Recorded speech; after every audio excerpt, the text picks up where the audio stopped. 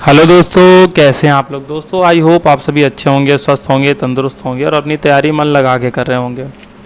दोस्तों आज मैं बात करने वाला हाई कोर्ट वैकेंसी के बारे में। जी हाँ दोस्तों, इलाहाबाद हाई कोर्ट की तरफ से group C driver, group D और स्टेनोग्राफर पोस्ट के लिए फाइनली नोटिफिकेशन जारी कर दी गई है। जी हाँ दोस्तों, रिक्रूटमेंट प्रोसेस स्टार्ट हो गया है, जिसका आपको काफ़ी समय से और काफ़ी बेसब्री से इंतज़ार था। तो आज हम सारी चीज़ें जानेंगे। सबसे पहले जो शॉर्ट नोटिस है उसको डिकोड करेंगे, देखेंगे कौन कौन सी वैकेंसी है, कौन कौन सी पोस्ट है, उसके अगेंस्ट कितनी वैकेंसी है, क्या मिनिमम एसेंशियल क्वालिफिकेशन है। इसके अलावा एज लिमिट को जानेंगे और साथ ही साथ जो सबसे इम्पॉर्टेंट है जानेंगे पे स्केल, क्या सैलरी ग्रेड पे रहने वाला है हर वैकेंसी के अकॉर्डिंग। ठीक है, तो ये आपके सामने यहाँ पर आप देख सकते हैं, नोटिफिकेशन ऑफ वैकेंसीज आपको दिखाई पड़ रहा होगा। तो चलिए दोस्तों स्टार्ट करते हैं। वीडियो को लास्ट तक जरूर देखिएगा, आपके लिए बहुत बेनिफिशियल होने वाली है वीडियो। दोस्तों देखिए, सीरियल नंबर अगर सबसे पहले हम देखते हैं तो सीरियल नंबर 1 पे जो हमारे सामने वैकेंसी है वो वैकेंसी है स्टेनोग्राफर की। जी हाँ दोस्तों, स्टेनोग्राफर की वैकेंसी है। वैसे तो ये कैटेगरी सी कैडर की पोस्ट है, स्टेनोग्राफर ग्रेड 3 के नाम से है, जिसमें आप देख सकते हैं टोटल 583 वैकेंसीज है। जी हाँ दोस्तों, 583 वैकेंसी है, जिसमें हिंदी स्टेनोग्राफर की बात करें तो सबसे ज़्यादा चांदी हिंदी वालों की है, उनके लिए 517 वैकेंसी यहाँ पे है और इंग्लिश वालों के लिए यहाँ पे है 66 वैकेंसी। तो हिंदी के लिए एक अच्छी अपॉर्चुनिटी है यहाँ पे। एज लिमिट आप देख सकते हैं, सारी पोस्ट में एज लिमिट आपको 1840 ही देखने को मिल रही है, लेकिन एक चीज़ जो इसमें आपको देखने को मिल रहा है वो है ग्रेड पे 2800 का ग्रेड पे यहाँ पे आपको देखने को मिल रहा है, जो कि सबसे हाईएस्ट है जितनी भी ये जो 4 कैटेगरी हैं पोस्ट हैं उनके अगेंस्ट। अब बात कर लेते हैं कि क्या क्वालिफिकेशन है, कौन इस फॉर्म को भर सकता है। तो देखिए, जिसके पास ग्रेजुएशन है, ठीक है, ग्रेजुएशन के साथ ही साथ आपके पास डिप्लोमा होना चाहिए इन कंप्यूटर सर्टिफिकेट, या सीधे सीधे बात करें CCC सर्टिफिकेट होना चाहिए, जो कि नीलिट जारी करता है या डोएक सोसाइटी। नीलिट या डोएक सोसाइटी का CCC सर्टिफिकेट है तो वही काम में आएगा, अदरवाइज नहीं काम में नहीं आएगा। तो ग्रेजुएशन है आपके पास, CCC सर्टिफिकेट है। इसके अलावा आपके पास स्पीड होनी चाहिए। कितनी स्पीड होनी चाहिए? 25 हिंदी में होनी चाहिए कंप्यूटर पे और 30 होनी चाहिए आपकी इंग्लिश में। ठीक है, इसके अलावा स्टेनोग्राफी टेस्ट भी है, उसके बारे में आगे बात करते हैं। दूसरी जो आपकी पोस्ट है वो है क्लेरिकल, यानी कैटेगरी सी लेवल की पोस्ट है, जिसमें जूनियर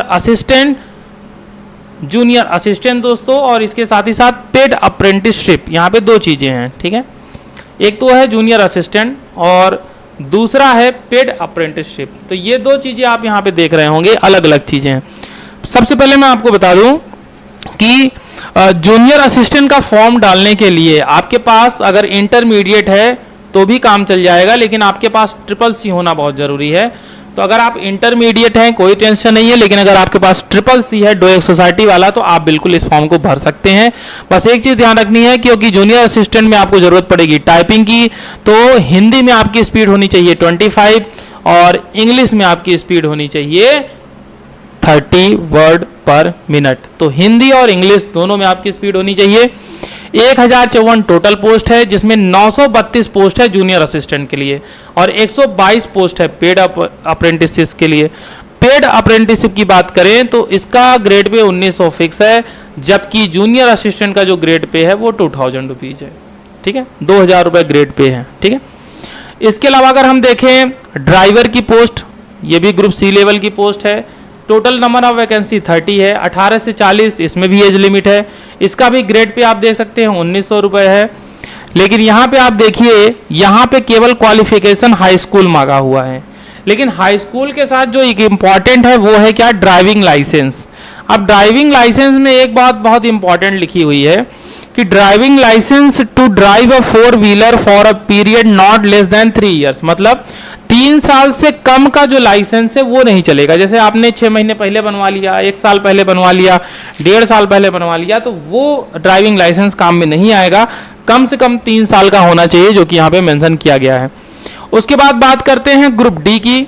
तो ग्रुप डी पोस्ट की अगर हम बात करें तो आप यहाँ पे देख सकते हैं, ग्रुप डी में ट्यूबवेल ऑपरेटर कम इलेक्ट्रीशियन की पोस्ट है। इसके अलावा अगर हम बात करें प्रोसेस सर्वेयर की पोस्ट है। इसके अलावा अगर हम बात करें अर्धलीप पियून चपरासी की पोस्ट है। ठीक है, चौकीदार, वाटरमैन, स्वीपर और 5वें में है स्वीपर कम फर्रास।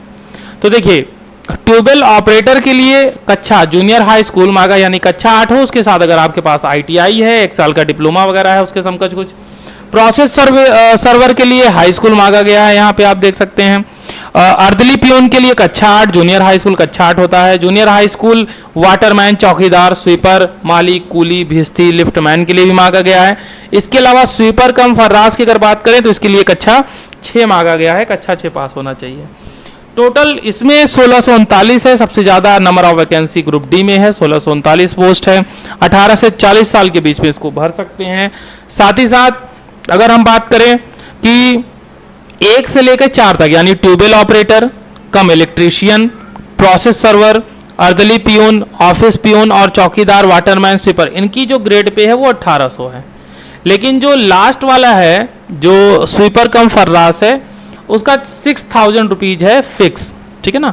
तो फार पोस्ट 5 के लिए 6000 रुपए है, हालांकि 6000 रुपए तो बहुत ही कम होता है आज के समय में। अच्छा चलिए, एक इंपॉर्टेंट चीज आपको देखने को मिल रहा है कि वैकेंसी जो है में इंक्रीज और डिक्रीज, यानी वैकेंसी बढ़ भी सकती है, घट भी सकती है। घटती बहुत कम चांसेस में, ज़्यादातर चांसेस तो बढ़ने का ही होता है। अब देखिए, एक जो सबसे इंपॉर्टेंट चीज जो आपको याद रखनी है वो याद रखनी है फॉर्म फिलिंग की date. Form application, online application होंगे, कब से होंगे?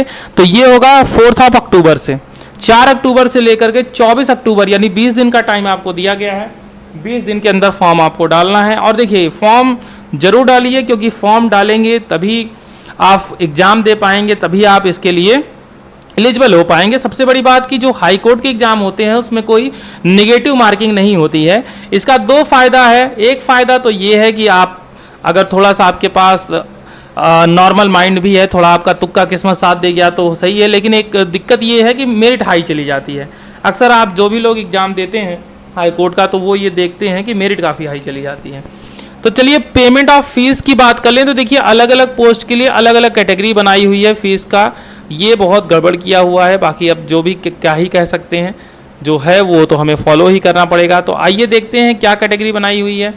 देखिए, स्टेनोग्राफर पोस्ट के लिए अगर जनरल ओबीसी हैं तो 950 रुपये आपको देने हैं, ठीक है।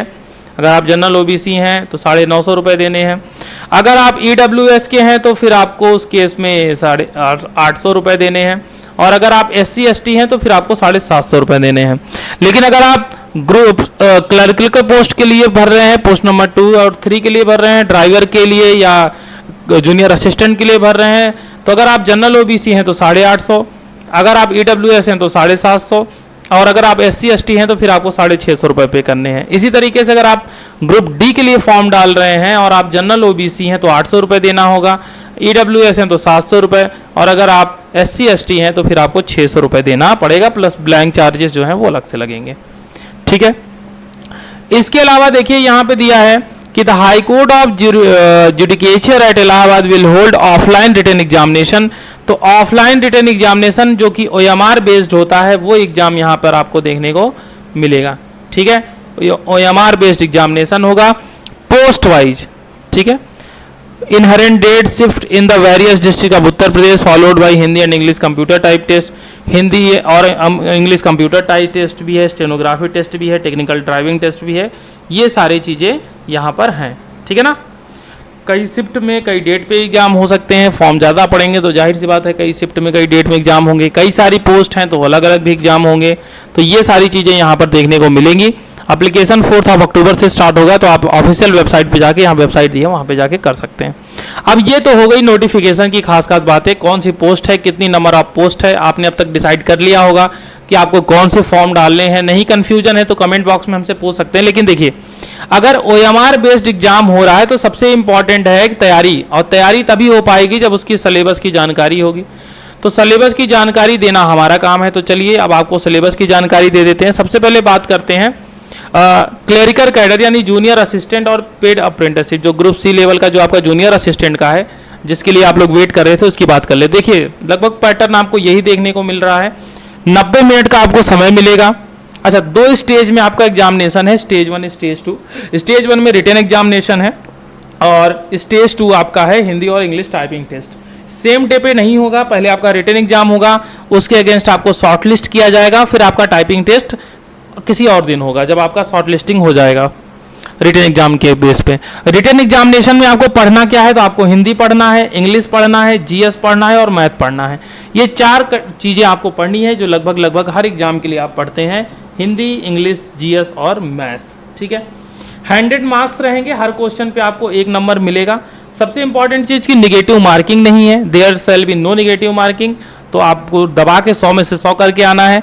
हाँ, हिंदी और इंग्लिश की आपकी टाइपिंग की प्रैक्टिस होनी चाहिए। 30 वर्ड पर मिनट इंग्लिश में चाहिए और 25 वर्ड पर मिनट आपको चाहिए हिंदी में। ठीक है, हिंदी के लिए भी 25 मार्क्स और इंग्लिश के लिए भी 25 मार्क्स आपको अलॉट किए गए हैं, यानी टोटल 50 मार्क्स हो जाते हैं। इन 25 में से कम आपको 10 मार्क्स मिनिमम आपको एक्वायर करना है, जिससे कि आप फाइनल सिलेक्शन के लिए एलिजिबल हो पाए। ठीक है, इसके अलावा बाकी सारी चीज़ें जो मैंने बताई वो यहाँ पे दिया हुआ है, आप इसको पढ़ भी लीजिएगा, डिस्क्रिप्शन में मैं इसको अटैच कर दूंगा। ठीक है, पूरा सिलेक्शन प्रोसेस दिया है जो मैंने आपको बताया है। एक चीज़ जो यहाँ पे आप देखिए, 5 candidates in order of merit of written examination shall be shortlisted category sub category wise against each notified vacancy. मतलब हर एक वैकेंसी के अगेंस्ट 5 लोगों को टाइपिंग के लिए बुलाया जाएगा। ठीक है, और टाइप टेस्ट जो होगा on computer at a later date, यानी किसी और डेट पे होगा, सेम डे नहीं होगा, जिस दिन रिटन एग्जाम होगा उस दिन नहीं होगा।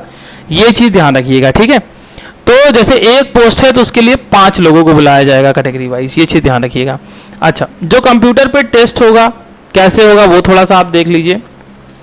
जो टाइप टेस्ट होगा अप्रॉक्सीमेटली 250 वर्ड्स आपको मिलेंगे हिंदी में टाइपिंग करने के लिए, 10 मिनट का टाइम आपको दिया जाएगा। सिमिलरली इसी तरीके से आपको एक पैसेज दिया जाएगा जिसमें 300 शब्द होंगे और इंग्लिश में, और उसके लिए भी आपको 10 मिनट दिया जाएगा। ठीक है, और 10-10 मिनट आपको मिलेगा, 10-10 मिनट में आपको दोनों टाइप करना है।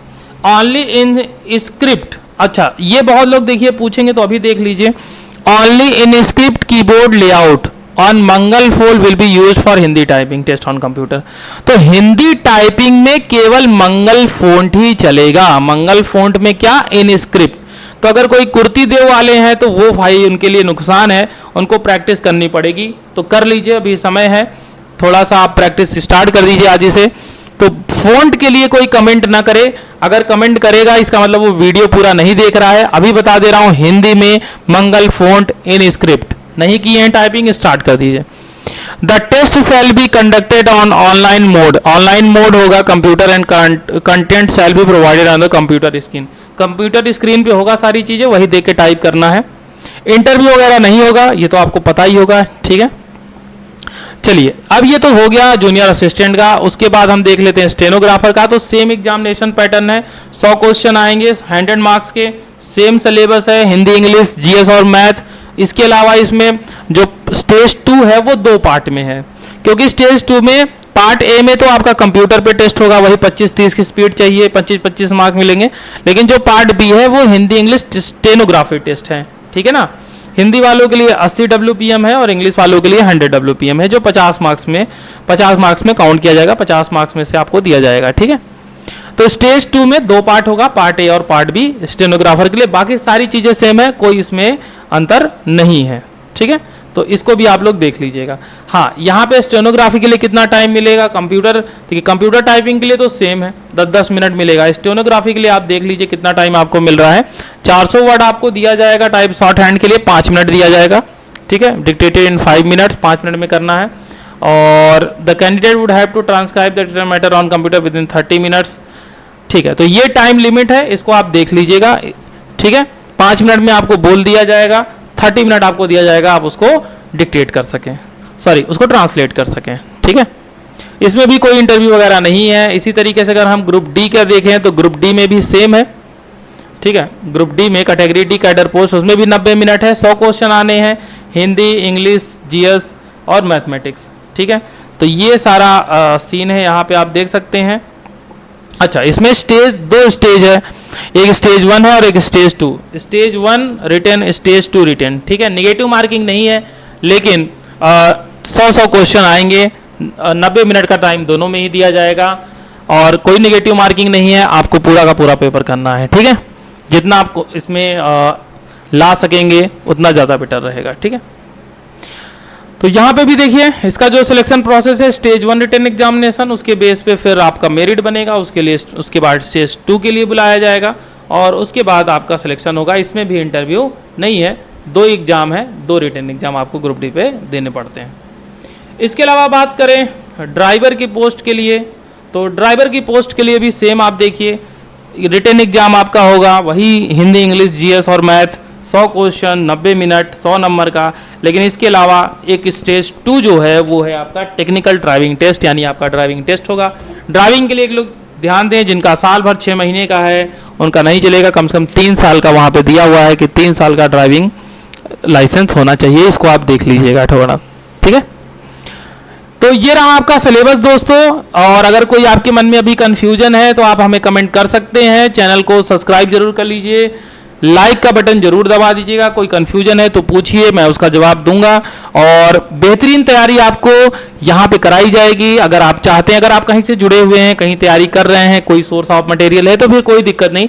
लेकिन अगर आपको लगता है कि नहीं आपको जीरो से तैयार करना है, आपकी तैयारी अच्छी नहीं है, तो बिल्कुल हम यही कोशिश करेंगे, क्योंकि पैटर्न लगभग सबका सेम है, 100 क्वेश्चन, 90 मिनट, वही 4 सब्जेक्ट। तो कैसे एक ऐसी कॉमन तैयारी कराई जाए जिससे कि, क्योंकि कई लोग होंगे जो कई फॉर्म डालेंगे, ड्राइवर का भी डालेंगे, जूनियर असिस्टेंट का भी और भी, तो कैसे कॉमन आपकी तैयारी हो कि आप इनको एग्जाम को क्रैक कर सकें, तो उसके बारे में भी डिस्कस करेंगे। अगर आप इंटरेस्टेड होंगे तो हमें कमेंट बॉक्स में बताइएगा। तो दोस्तों चलते हैं, मिलेंगे अब अगले वीडियो में, वेट रहेगा आपके कमेंट का। धन्यवाद दोस्तों।